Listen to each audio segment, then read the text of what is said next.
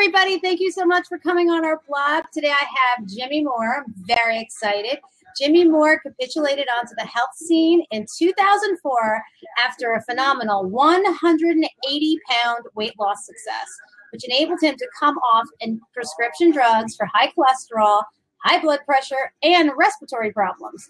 He is the co-author of Cholesterol Clarity, Keto Clarity, the new Ketogenic Cookbook, and even more. The energetic personality behind the uber popular Living La Vida Low Carb blog and host of one of the top-ranked iTunes health podcasts, the Living La Vida Low Carb Show.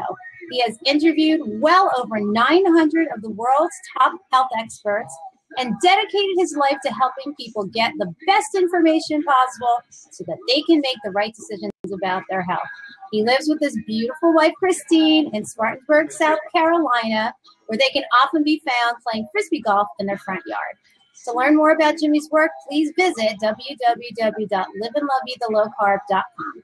Thank you, and here's Jimmy. Hey, guys, what's up? My first official blab. Yes! I'm so excited. And I'm on my wife's computer. I'm so out of my element here, being away from my computer and my headphones and all that, so... Oh my gosh, how funny. So thank you so much for joining us. I am honored and so proud that you have your first blab with me. Oh, and here's Juanita. This is my friend Juanita. She's gonna come join us. Yeah. She's from Maine. She's gonna pop on. But hey, Juanita. What's up, Juanita? She doesn't even know she's on. You're on, baby. What's up, baby? I'm gonna mute my.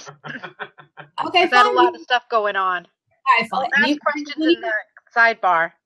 Okay, Juanita is a very really close friend. Excited to hear this too. She has 5 kids, and I have 7. Yikes. Yeah, and I have one ketogenic buddy, my 12-year-old, and I have a husband who's just starting with the ketogenic diet. So we're very excited to hear from you. I'm just thrilled. So I want to ask you, is there anything you would like to say before I start asking you questions? I don't want to just jump right in. No, fire away. I'm used to doing interviews where they ask me to tell my story. They ask questions. You do whatever you want. This is your show. I would love to hear how you started, how did you hear about the ketogenic lifestyle and what made you make the decision? Because everybody who starts this ketogenic lifestyle has to make the decision to do it. I think that's so important because if people Keto Adapted's on. Oh, let me get him on. Hold on. Welcome, Keto Adapted. I'm so glad you got on. Yeah, isn't that cool? Holy Keto Adapted. What's up, bud? What's up, man? You guys know each other. I love it. Yeah, he's on my Periscopes all the time. Awesome. Okay, so go ahead and tell us, how did you get started? How did you hear about it? How did you get started? Yeah, so it started off in 2003. I got a book by Dr. Atkins. It was Dr. Atkins' New Diet Revolution book, and read that. My mother-in-law actually gave me that book for Christmas that year. It was a diet book for Christmas. That's not telling. Thanks, Mom. That's not subtle at all.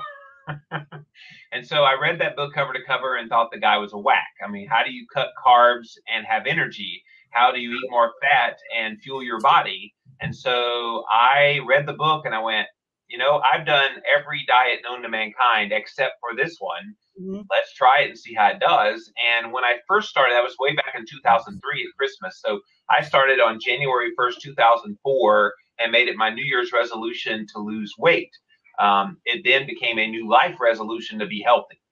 And I'm still doing that today. Now, the specifics of the ketogenic diet, and sometimes Atkins is mistaken for a ketogenic diet. It can be ketogenic at the Atkins diet, but there are so many other things involved than just restricting carbohydrates and trying to get into a state of ketosis. So in 2012, I read a book by Dr. Jeff Volek and Steve Finney called The Art and Science of Low Carbohydrate Performance. It was a book all for athletes, but I'm a nerd reading all these books. I'm sitting there reading that book, and they talk about testing for blood ketones, and I had never heard of blood ketones before. Everybody knows ketones. You pee on a stick, the keto stick, and if it changes pink to purple, you're in ketosis. Okay, that's great. The unfortunate thing is those aren't as reliable as they could be. So that's why testing for blood ketones is so much better. which is what got me started on my own personal journey of seeing if I was in ketosis. And I started testing the blood. Yes, just like what Keto Adapted is showing. And I started testing for blood, and I realized I was below the level, despite being very low carb, below the level of what was considered nutritional ketosis, which is 0.5 to 3.0 on the Precision Extra monitor. I think overseas it's called Freestyle Optium. So you got to test and see. And I was not there. So I started examining this and testing it for myself back in 2012, 2013. I did a year-long test of nutritional ketosis where I had to find that carb tolerance level. So keeping the carbs down for me meant around 30 grams a day. Now, not everybody has to go that low. Some people can, like my wife Christine, can probably eat 70 to 80 grams and still be in ketosis. Damn her. I can't do that. And then the protein comes into play, and people don't realize overeating protein can be a big problem. So, and the reason it's a problem is it can turn to glucose in the body as well through this process called gluconeogenesis. Yes, there will be a test at the end. But basically, gluconeogenesis is where protein, I like that, protein gets converted into glucose by the liver, the excess protein that your body can't use. And people think, oh, you need a lot of protein. No, you don't. You really just need small amounts of protein, moderate amounts of protein, and then the rest of it can get converted and stored because your body can't store protein. The way it stores the protein is it has to convert it over to something it can store, and it stores it as glucose, and then that glucose gets converted into the fat. So that's how you gain weight when you eat a high protein diet. So that's kind of an overview of what we're talking about here today. Yeah, I found that myself because I play around. I use the different keto calculators, and I'm like monitoring my weight, and I'm looking like, oh, like my husband just started, and he's like keeping track on it, like on a piece of paper, and he's writing everything down. And one day he had way too much meat, and and I said, honey, it turned to glucose because you had too much protein. She's like, okay. And the whole thing about having a lot of fat, like I'll take a half a cup of whipped cream, whip it up with the stevia, some vanilla, and then that'll allow me to have enough fat in my diet. So I'm playing around and seeing a lot of different things, but I want to just ask you a quick question before I forget. Sure. I have a friend. She's over 40. She's in wonderful, wonderful health as well. I shouldn't say that. She's a very low fat. Okay. She's got, her body fat must be like 15. She's really skinny, but she told me yesterday she has irritable bowel and that she's been trying different things. And I said, have you tried the ketogenic lifestyle? And she's like, what about my heart? I can't eat that much fat. And so, and I'm not an expert. I'm learning. And although I do research like a fiend, and I'm reading and reading and reading and reading and research when I make a video. And I'm reading and reading. And I've spent months, that's a lot of time, but I spent a lot of time. So I do have a very good working knowledge.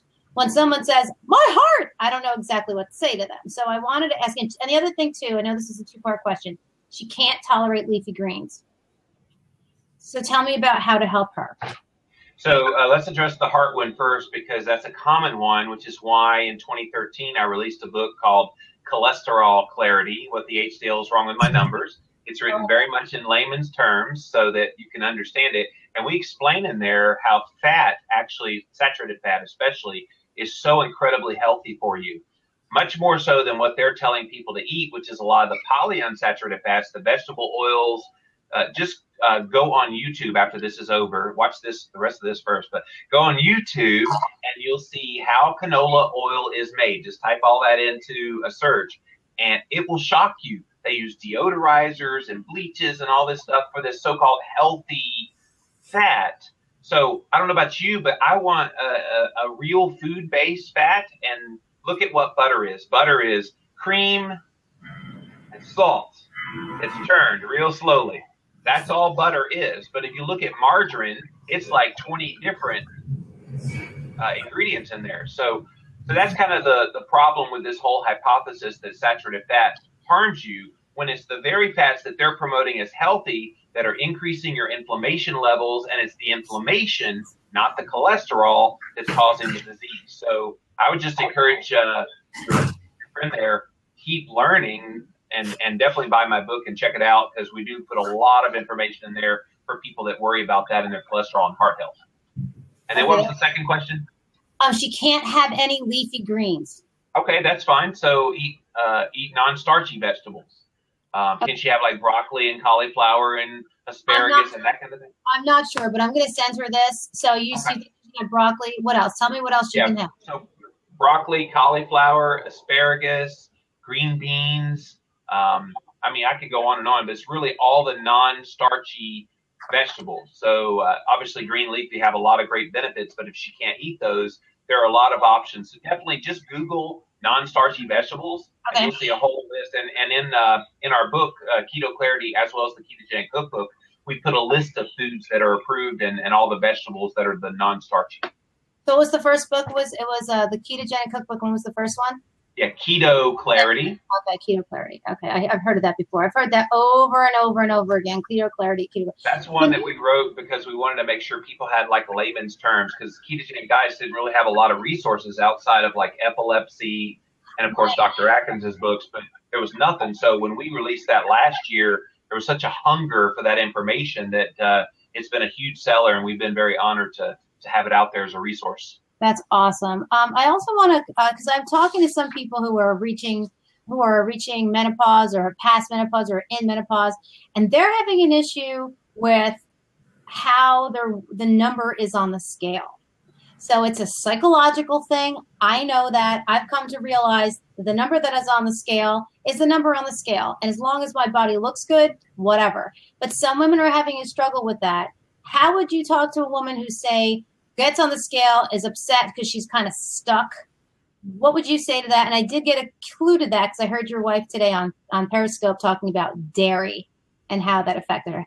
What would you say to that? Is it just a number? Forget about it. How would you talk to a woman like that? So go grab a sledgehammer and beat the crap out of that stupid machine because it lies. That's what I would do.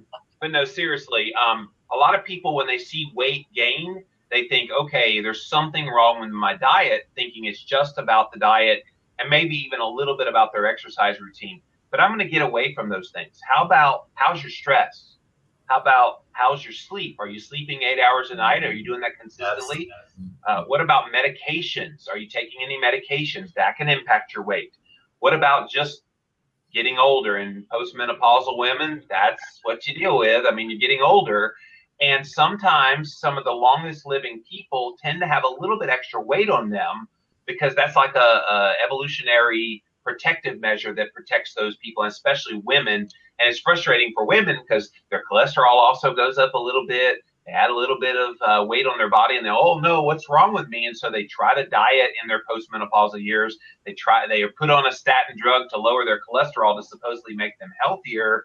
And yet those are the very things that are protecting them at the time in their life when they need that maybe little extra weight and they need that extra cholesterol in their body. So I would just say don't fret necessarily about your diet. Definitely make sure your diet is right. So, check in and make sure you've got your carbs dialed in, your protein moderated and high fat.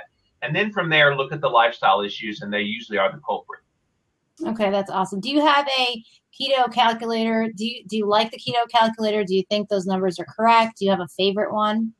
There's a few of them out there. I'm not really married to any of them. We listed a few of them in both Ketogenic Cookbook and Keto Clarity. But yeah, I mean, they're okay, but I think it makes people obsess about numbers. And I'm trying to get them to stop obsessing about numbers, stop worrying about, I've got this many macronutrient percentage of this.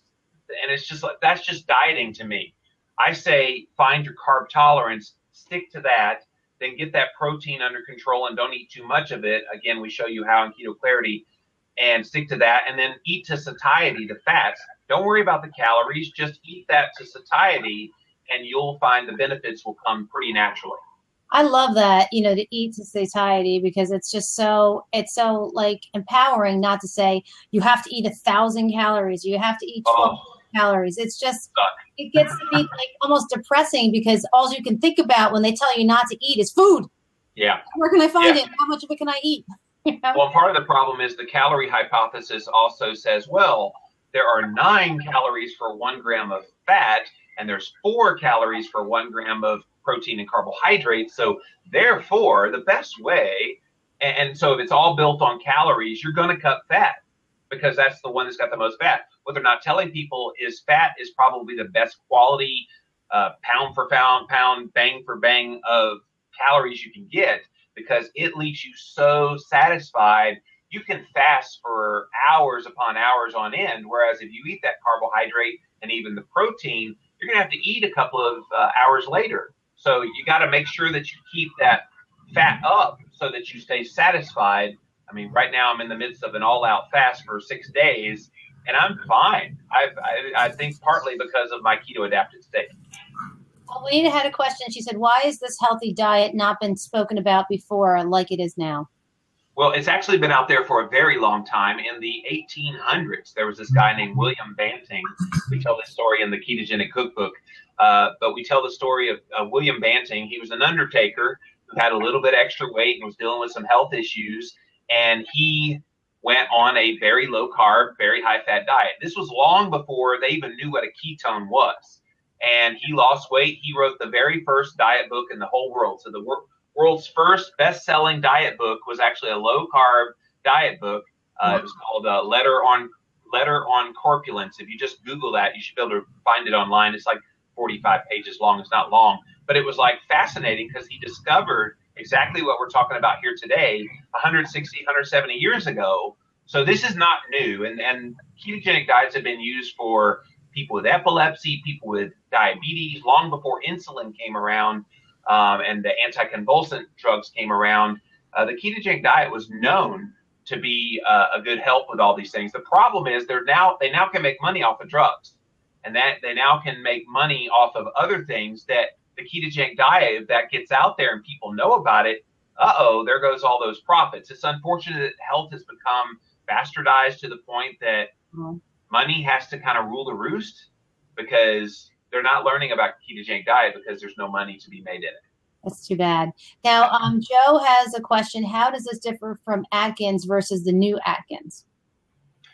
Great question. The difference between the Atkins diet and the ketogenic diet is very subtle. I think Dr. Atkins was a brilliant man long before his time. He definitely helped to popularize the diet to the point that that's how I lost my weight and got healthy. I think he got one thing wrong, but let me tell you what he had right first. He got the carb thing absolutely correct. He realized that the carbs were the biggest problem. But then what he said was eat unlimited amounts of fat and protein. Well, our fat-phobic society said, well, we know fat's unhealthy, so let's just cut that out and just eat protein. So what people ended up doing was a low-fat, low-carb diet. That's not going to work. You've got to replace the carbs with fat. Now, Dr. Atkins never told people to do low-fat, but that's what they did when he just left it to their own devices, unlimited fat and protein. So what we're doing with ketogenic diets is we're moderating down on the protein, and we're replacing that protein calories and then the carbs that you're cutting with the fat. Right. So that's the big difference. And then testing for the ketones to see how well you're doing shifting from sugar burner to fat burner. Right. Keto Adapted had a question. Yeah, is my microphone in? Yeah. And? Okay, so it's my pleasure to talk about you, Jimmy. And I have a question for you, because I've not said in my tests that the most important thing when it comes to stay in ketosis is to limit your protein, especially per meal, okay? And I've done several tests and not said, and even my overdoing protein a little bit of in each meal, and obviously later of the day exaggerating a little bit more, okay, I can keep myself in ketosis. And obviously, in the next day, I will have a lower ketone levels, okay, but still in ketosis. And when I use all my threshold in a one single meal, in just one sitting, I will kick out of ketosis almost immediately. Really? Okay? Yeah. And it takes about a couple of days to come back to the previous levels. So what are your thoughts about the protein timing in ketogenic diet? Yeah, great question. Thank you for asking that. I actually had a guy on one of my podcasts one time who's a protein expert, Dr. Donald Layman. If you want to type in his name in a Google search and my name, you'll find his interview. It was on Ask the Low Carb Experts. But I asked him that question about the timing, and he is all for people. If you're going to eat 3 meals in a day, you want to split up. Let's say you have 90 grams of protein in a day. The breakfast meal should have 30, the lunch meal should have 30, and the dinner meal should have 30. So it's doing exactly what you're talking about there. The problem that comes into play is some people only eat one meal a day or maybe 2 meals a day. So you have to get all your protein in on that meal. So I found that maybe the period of fasting between meals, when you do that one meal a day, can actually offset some of the gluconeogenesis that would happen. I'm assuming that's why you got kicked out of ketosis, was you had G&G happening. But maybe that doesn't happen quite as much if you go that long period of time between the meals. So again, it's going to be depending on your meal frequency. So if you eat 3 meals a day, I totally agree with Dr. Lehman. Split up that protein into each of your meals more evenly, so you're not having this big bolus of protein at the end of the day or the beginning of the day, and then very little the rest of the day. So great point. I think that's really good, but I don't think it's going to be universal for everybody. It's certainly something that, like you did, you tinkered and tested and saw how it impacted you, and you saw it took you 2 days to get back into ketosis. Not everybody will have that response, so just see how it works for you. Okay, thank you very much. And another question, and I've not said too that when it comes to, it's easily for me to eat just one meal per day. Yep. So when I do that, obviously I have to get all my protein in this meal, and which I call the intermittent ketosis, because for the next 12 hours I will be out of ketosis, but it will come back. Right. So okay, thank you, Jerry. Thank you, man. Okay, I have another question here. Is there a too low of a number to get to? Like, is it bad for a woman to eat too little carbs? Like when you said your wife can have 87 carbs, does that mean net or what she eats? Number one, and number two is like 16 grams of carbs. Is that going to start messing around with a woman who's like, I'm 47? So is it too bad? Is it too low for me to go to 16, 10, 9? How does that affect? And does that start messing with hormones? So the first question was how was it net or actual? And then the other question. So this is kind of a point of controversy in the low carb community. Do you count net carbs? Do you count total carbs? I used to be in the net carb camp, but I'm now convinced that even total carbs is necessary to count. And the reason I say that is that's the only way to be intellectually honest about your carbohydrate tolerance level, because if you're eating 35 grams of total carbs, it's mostly like non-starchy green leafy vegetables, a little bit from your avocado or whatever. Those carbs, while they have a lot of fiber, the fiber may be a slower acting carbohydrate, but it still has a response on your blood sugar. I can test my blood sugar after eating some green leafy vegetables like some spinach. I love baby spinach. But I can test my blood sugar. If I have a whole lot of baby spinach, it goes up. Mm-hmm. So you have to count those total carbs just to see how sensitive you are to those carbs. And plus, how do you know what your sensitivity is and what your tolerance level is if you're not counting all of those carbs? So when I talk about Christine being able to have 70 to 80 grams of carbs in a day, it's total carbs, which is a lot of vegetables. And she loves her vegetables, so I make her a lot of those. Whereas for me, I have to even moderate down on the amount of vegetables. I still love vegetables when I'm eating. I'm not eating right now. When I'm eating, you definitely have to make sure that you don't overdo it as well. That sounds kind of crazy to people because they've always seen vegetables as a freebie, and certainly they are very nutrient dense. Please get vegetables in your ketogenic diet, but just be aware your carb tolerance is going to vary from person to person. Now, the question about women going too low, I have seen women go 0 carb. In fact, there was a very major story that just came out in the paper a couple weeks ago that was published online. This lady that got pregnant, she had struggled with infertility. She went on an all meat and eggs diet. It was pretty much a ketogenic diet. She didn't overdo it. And she lost a lot of weight and she got pregnant pretty quickly after going 0 carb. I don't think you have to necessarily go 0 carb, but 16 might be good for some people, especially postmenopausal women. But I think it's going to vary from person to person. Like we talked about in Keto Clarity, find that carbohydrate tolerance, whether you're man or woman, find the carb tolerance and then stick with that. Right, exactly. So we had another question from Joe. Is it necessary to take vitamins and supplements, or do we just rely on diet? The ideal is to rely on diet, obviously. So stick to real food. Don't eat the Atkins bars and all the junk that's out there. There's a lot of crap out there on the shelves. Please stop eating that. Please stop feeding those companies your dollars, because it's just, yes, it has Atkins on it, but that doesn't mean it's healthy. Rant over. So yeah, I think. So what was the original question one more time? The original question was, you answered it about, the original question was, was it actual carbs? And the second one was, is it bad to go too low? Does it mess with your hormones? Yeah, that was the last question. You asked me another one. Was it necessary to take vitamins and supplements? Vitamins. So I think it can fill in some gaps, especially certain ones. Like if you have your blood sugar is a little bit wonky, take some chromium, take some cinnamon. I think those are okay. Certainly you can put cinnamon in your food as well. Very tasty to do that. But yeah, I mean, I think it's going to be a person-to-person thing. There's certainly nothing wrong with using a multivitamin without iron, of course, because you're getting plenty of iron in your food. But I mean, if you're doing real food and trying to do a variety of nutrient-dense foods, you shouldn't have to take a whole lot of vitamins. The only other exception I'd say to that is maybe take some fish oil for cardiovascular health. I use a tablespoon or two of the cod liver oil, and it's awesome. Does it?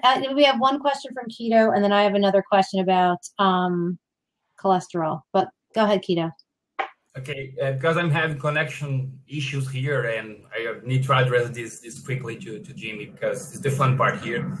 And Jimmy, I want to know about the exogenous ketones, okay, especially about the MCT oil. Because in my case, I found that when I supplement with MCT oil, I can tolerate more carbs. I can eat more carbs, and that's good to stick a little bit more in a ketogenic diet. So it's be more pleasurable to be in a ketogenic diet. So what's your thoughts about MCT oil, and after that about those new supplements about exogenous ketones that everybody's telling about, is the miracles benefits of it? Yeah, I'm quite aware of all of those companies out there right now. MCT oil, let's do that one first. That's a very healthy fat. Please add that to your diet. Just know that the MCT oil is a direct derivative of what you would get in coconut oil. People are like, well, I'll just eat coconut oil and that gives me all the MCTs. Coconut oil has about 10% of the MCT of pure MCT oil. So I think you can do MCT oil, and like you said, it gives you greater flexibility and be able to eat more carbohydrates and yet stay in ketosis. But keep in mind, MCT oil is a fast-acting ketone booster. In other words, you get those ketones for maybe a few hours and then they're gone. So you've got to be aware that you have to couple it with nutritional ketosis type of diet. So very low carb, moderated protein, high fat, that's right for you. Sounds like it allows you to eat a few more carbs, and that's great. It gives you greater flexibility.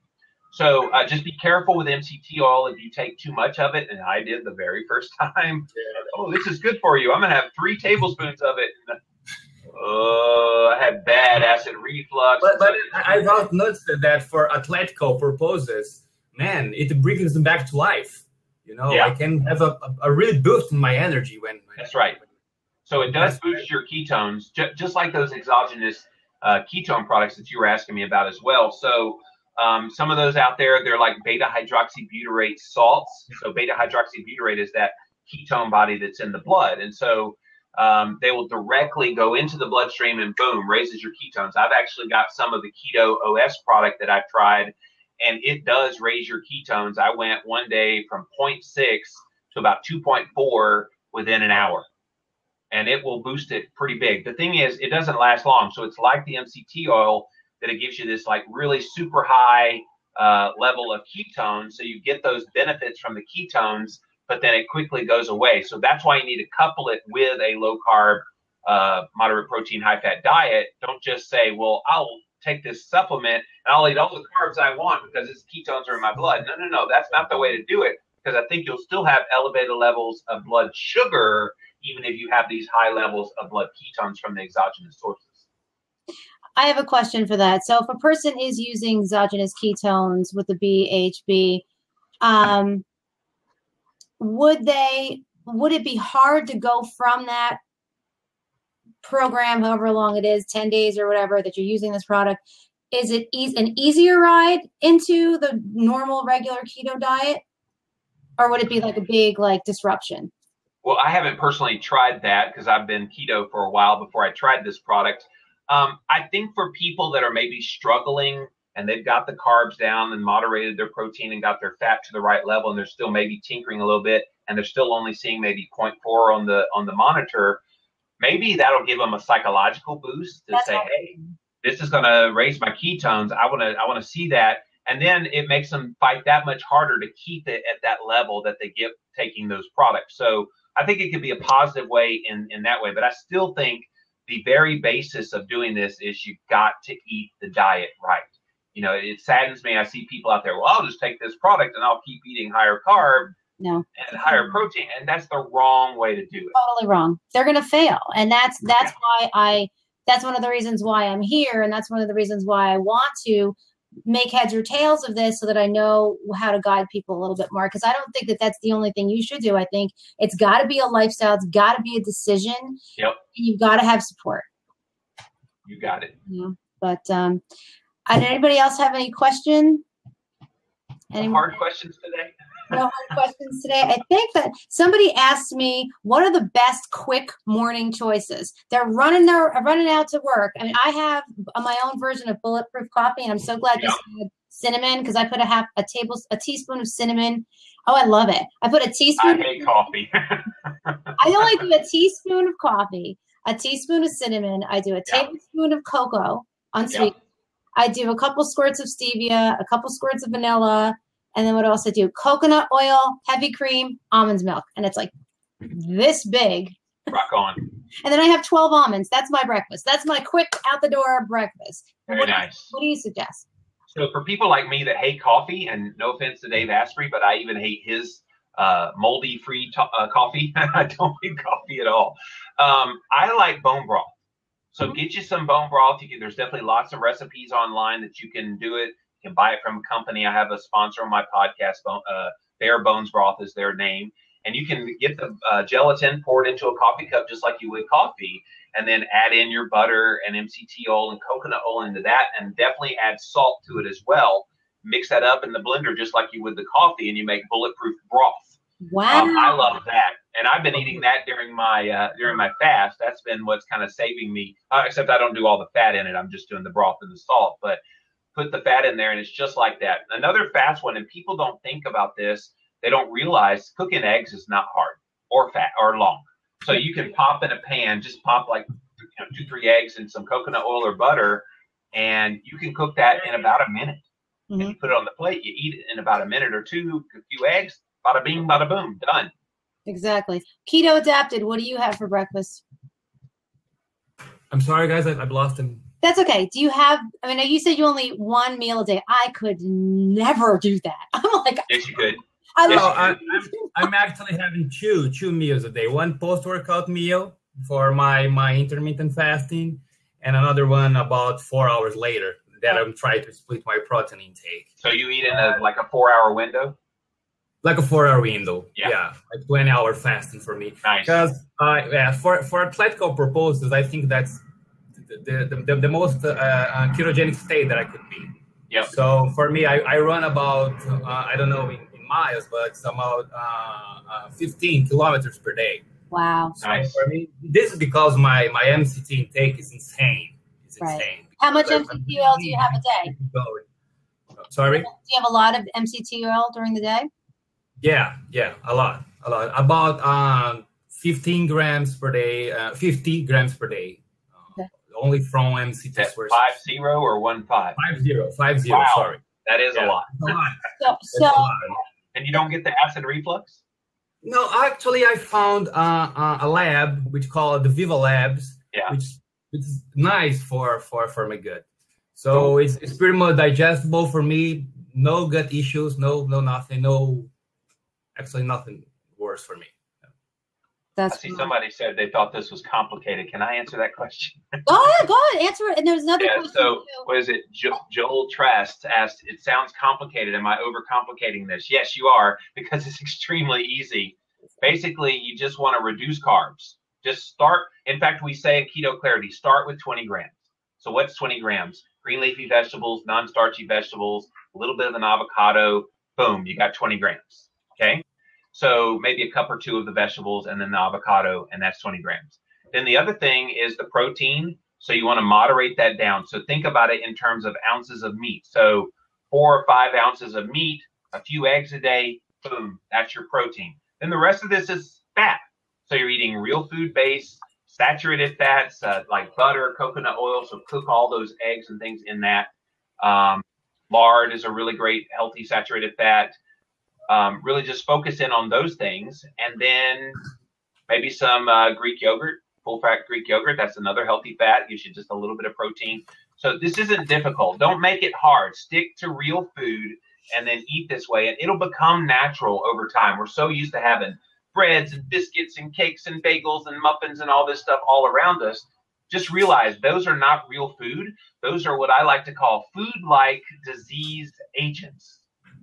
And I say that very purposefully because those are the very things that are making people fat and sick today. No, you're absolutely right. And somebody asked, one of the questions was so funny, and I thought you would get such a kick out of this. What do physicians say about this diet? Well, physicians are the stupidest people in the world when it comes to nutrition. I have interviewed literally hundreds upon hundreds of doctors on the Live and La Vida Low Carb show. And that's one of the questions I generally ask MDs is, how much nutritional information were you given in medical school? And it's not a shock to me, but it shocks people when I tell them they were lucky if they had 1 or 2 weeks worth of nutrition education. And I just talked to a recent graduate school, medical school student from Duke University. He just graduated. Guess how much he had? 3 hours. 1 3-hour seminar. They said nothing about insulin. They said nothing about carbohydrates. So they're not learning. So that's like going to your mechanic to ask what's wrong with your pool.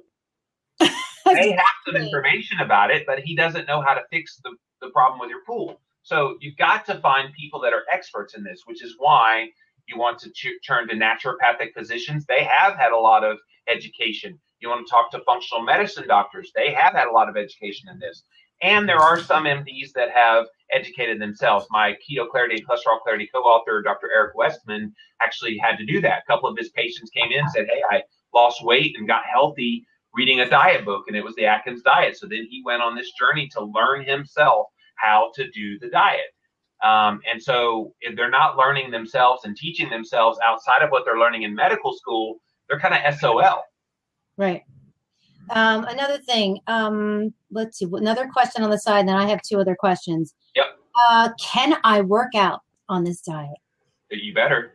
And the thing is, you'll want to work out because you'll have so much energy. That's the thing that people think, well, if I don't eat carbohydrates, how am I going to energize myself? But think about it this way. When you're a sugar burner, you have only about 2,000 calories worth of energy at your disposal before you have to refuel. That's why you see these people go to eat breakfast, and then they have a mid-morning snack and the lunch and the mid-afternoon snack and dinner. And I mean, you're just eating all day long because you're a sugar burner and you've got to refuel. But when you shift over to being a fat burner, what we call keto adapted, once you're keto adapted, guess how many calories worth of energy you have at your disposal? 40,000 plus. So it's over 20 times the amount of energy. That's why you can go long periods of time fasting and not be hungry and not feel like you have to continuously refuel. So absolutely. And you'll want to fuel your workouts with those 40,000 plus calories. And that's of a lean person. Somebody that's got a little bit of extra adipose tissue can probably have as much as 100,000 calories worth of energy. I don't think you need to refuel. I don't think you're going to use up so much energy in your workout that it's more than 100,000 calories in a day.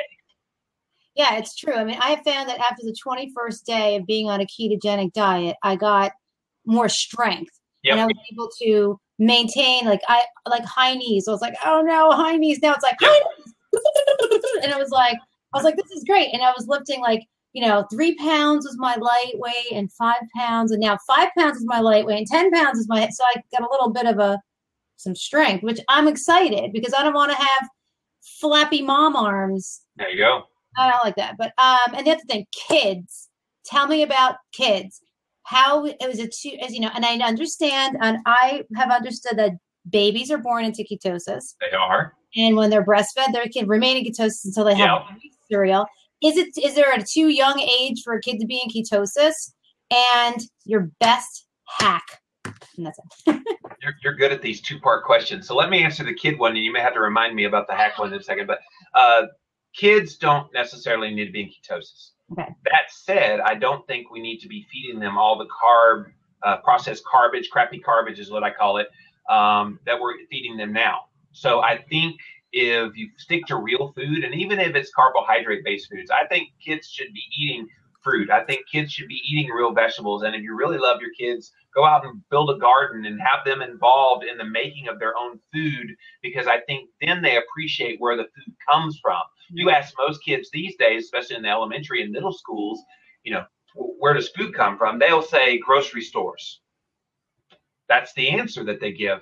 But we want to teach kids. I'm not able to have kids myself, but I have a little niece on my wife's side, and then I have nieces and nephews on my side of the family.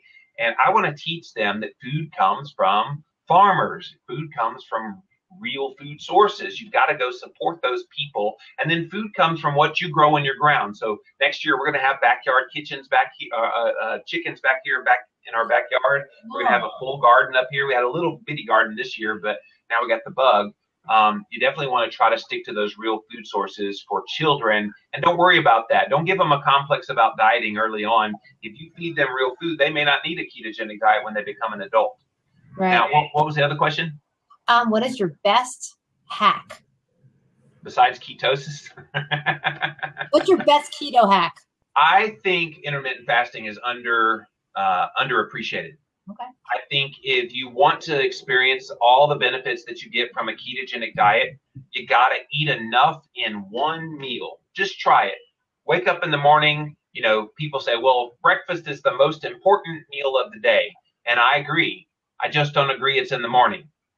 You can have it at 1 or 2 o'clock in the afternoon, and that will be your breakfast. In fact, that's where the word came from.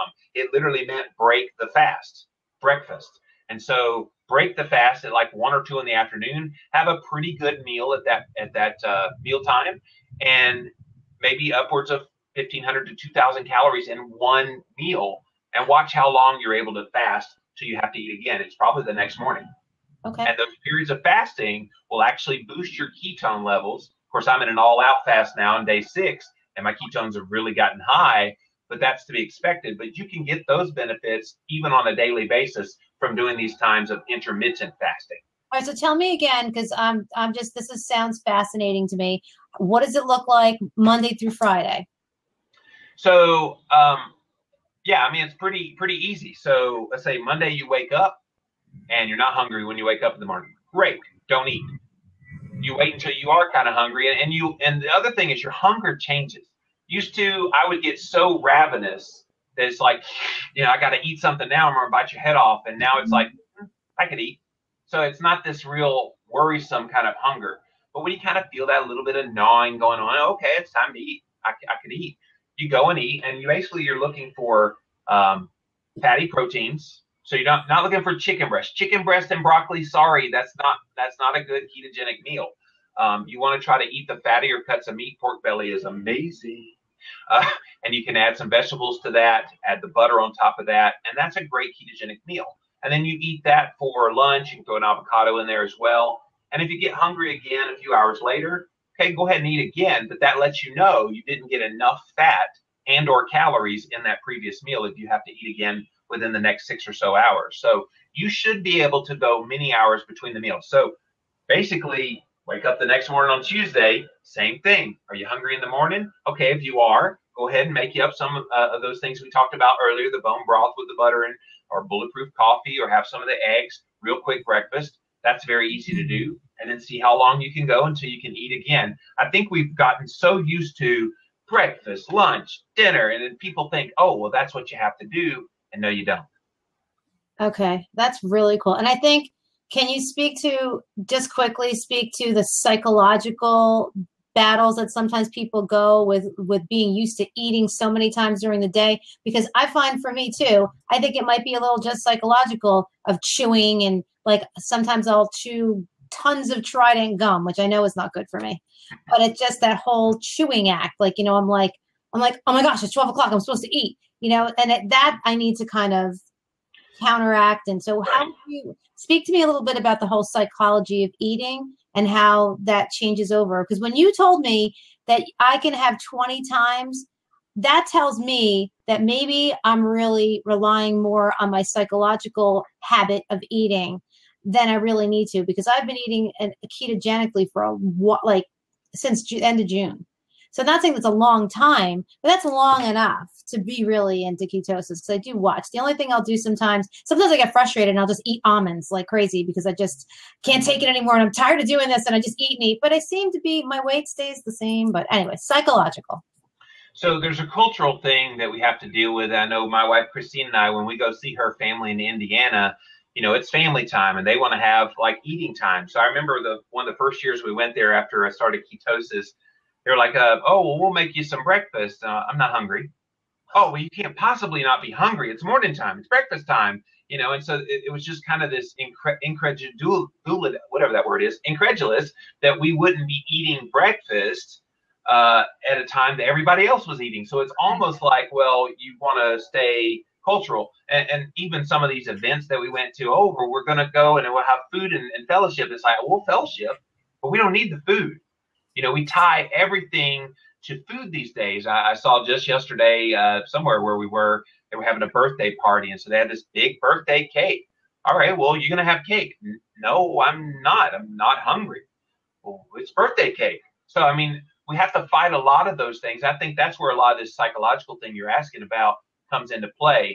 And then, like you said, we're so used to eating breakfast, lunch, dinner that even like that time for lunch, you start getting those grumblings, your mouth starts watering, and you have that kind of response expecting the food to come. I say we need to retrain the way our bodies work, because prior to the 1900s, we didn't have breakfast. Breakfast only came around at the turn of the last century, 2 centuries ago, because it just wasn't a normal part. The normal eating before that was 1 to 2 meals a day, real food, and probably in a ketogenic state for most people.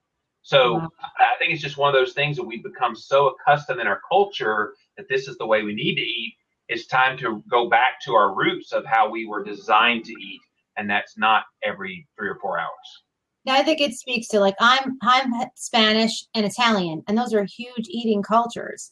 And that's just the thing is, Italian. I just, my grandma was like 4'11" and about as wide. Yeah. Because she was pure, macaroni and everything mixed together, and they had no idea. And she died, she was like 60 of a heart attack. Yeah. And I was 7, and I hate that she died so early, but that was our culture, and you ate and you're fed, and you're just, and they love you, and they love you so much they feed you to death. And they love you with food. That's right. That's the hard thing too, is like when I go, my daughter is in, she's doing kind of like a ketogenic diet. She got on the scale and went online and found out what, 12-year-olds are supposed to weigh. And she said, oh my God, I'm morbidly obese. And so she started doing a portion control. And then she said, I want to do the ketogenic diet. And I went, okay, honey, okay, she's never going to do it. Well, she did. Right. She did it. Wow. And so we enjoy tons of whipped cream after dinner every night. And the other kids go, I want whipped cream. I'm like, are you eating a ketogenic diet? No. I don't want to overload them if they're not having that ketogenic diet. That's right. So, but the hard thing was, she went to have a sleepover at my sister's house. My sister freaked out, was like, what do you mean you can't have a pancake? And the poor kid ate the pancake because she felt guilty. And then there was tears, and I was like, ugh. So there's a family thing too. And the people don't understand is, like, my brother-in-law is a diabetic, and she's getting the difference between ketoacidosis and ketosis mixed up.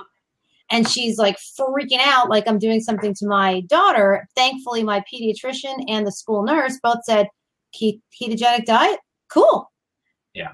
And so it's awesome to have that. And I love having a fellow buddy, but my husband loves to eat popcorn at night. That's his really big killer. And he started making 2 tablespoons of popcorn in coconut oil, which is amazing. It smells like movie popcorn. But what do you do for a guy who's like he likes to have, is it worse to eat your carbs late at night versus morning? There's some controversy about that as well. Some people say carbs help you sleep at night. So having a few carbs at night can help with that, they say. But then I also have interviewed somebody who had a book called No White at Night. and saying don't eat carbs at night. So I think it's kind of pick your poison. I think you want to keep blood sugar and insulin levels as steady as possible throughout the day, including at night. So you don't want to overdo it at any time of the day. Can I address the diabetic ketoacidosis versus ketosis question? Because I think this is one that is so common and yet it's so easy to debunk. So how many people watching this right now have type 1 diabetes? Probably not that many. Statistically, it's a very small percentage of the population. So if you don't have type 1 diabetes, guess what? You cannot get diabetic ketoacidosis. Totally impossible, will not happen if you have even a little bit of beta cell function in your pancreas. So what we're talking about is people who are dependent on insulin. So that's all type 1 diabetics. There's some type 2 that are insulin dependent as well. So even for those people, they can still eat low carb, high fat, and get moderate amounts of ketones in their blood, upwards to that 0.5 to 3.0 we were talking about earlier on the blood ketone monitor. And then their blood sugars are very normal. So like in the 80 to 100 range. Right. So that's what is normal with nutritional ketosis. What diabetic ketoacidosis is, that same type 1 diabetic, imagine they have a big plate of pasta, right? And then they have garlic bread on the side. They're drinking a big glass of iced tea that's sweet, and they drink and eat all that, and then they don't take insulin. What happens? Their blood sugar precipitously rises well above 240 milligrams per deciliter. And then blood ketones respond thinking it's starving. The body thinks it's starving at that point. So it raises the blood ketones, not to that therapeutic level of ketosis of 0.5 to 3.0. It's way over 20 millimolar. So when you've got 240 plus blood sugar, 20 plus millimolar on the blood ketone meter, that is diabetic ketoacidosis. The patient goes into a coma, will die unless they get insulin and electrolytes very soon. So it's very serious, that's for sure. But if you paid attention, it had nothing at all to do with a low carb, high fat diet. It had everything to do with a high carb, low fat diet that the person didn't take insulin. So hopefully that settles it for you. It's very easy to debunk that one. The problem is ketoacidosis kind of sounds like ketosis, so people make them synonymous. Can you speak to us about type 3 diabetes also? Oh, yeah. Yeah, Alzheimer's disease. And what's funny is people think this is new. It's actually been out there for a very long time. I had a guy on even before episode 100 of the Living La Vida Low Carb Show, a gentleman named Dr. Larry McCleary was on my podcast, and he's a well-known neurosurgeon. And he said way back in 2007 that researchers are already calling and describing Alzheimer's disease as type 3 diabetes. And when you look at diabetes as Alzheimer's as a form of diabetes, it totally changes the game of how we treat it. And so when you realize it's a metabolic disease that can be fixed by changing your diet, it totally rocks the world of that whole research. And I wouldn't be surprised, and I've never said this anywhere, so you get some exclusive stuff. I think at some point we're going to look at cancer as type 4 diabetes. Wow. I think there's so many things that are related metabolically to cancer that it has to be called type 4 diabetes at some point, because I think all the glucose is feeding into the cancer. All that we know about how cancer is being fed, it just makes sense that it would be a metabolic disease. In fact, there was a book by Dr. Thomas Seyfried, he's out of Boston College, called Cancer as a Metabolic Disease. Definitely go get that. It's on Amazon, different places. But it's incredible, the information that's out there about cancer really being tied very intricately to your diet. And so he advocates for a ketogenic diet for people with cancer. I would not be surprised within the next decade if we see type 4 diabetes as cancer. Wow. Wow. And I've seen a lot of evidence that cancer can be maintained, reversed, or whatever you want to call it with the ketogenic diet. But if someone has like stage 4, is there hope for them? Or is it like, Yeah. So there was a study that came out in 2011, Dr. Eugene Fine from Albert Einstein School of Medicine, him and his people there, they wanted to do a study of exactly what you just described, stage 4 cancer patients. All the doctors gave up on them, and it was just 10 patients. but they found regression of the disease in a few of them. Some of them stayed exactly the same, and then a few died. So that's kind of the only real hard evidence that we've seen so far. But I'm looking forward to seeing more and more of this in the coming years. What they're looking at with a ketogenic diet is the ability to be able to use chemo and radiation in lesser amounts. So it's not quite as toxic on the body. The ketogenic diet actually makes the chemo work better. So that's kind of the benefits that they're looking at right now. Not that the ketogenic diet straight up helps with the cancer, which it might if they catch it early enough, but in those later stages, maybe just being able to help them tolerate the chemo a little better, help them survive that much longer. That makes so much sense. I am so grateful to you. Thank you so much for joining. I don't know if anybody has any more questions they want to ask. Okay, go ahead, Peter. Yes. Go ahead. Jimmy, talk to us a little bit about your fasting experiment. Because I'm thinking that's a very relationship with ketosis, which actually is staying in the fasting state.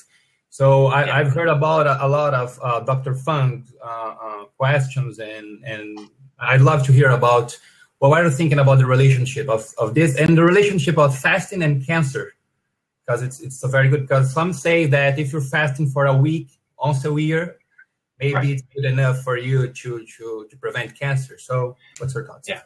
Yeah, that actually came out of an interview I did on the Living La Vida Low Carb show with Dr. Thomas Seyfried, who I was just talking about.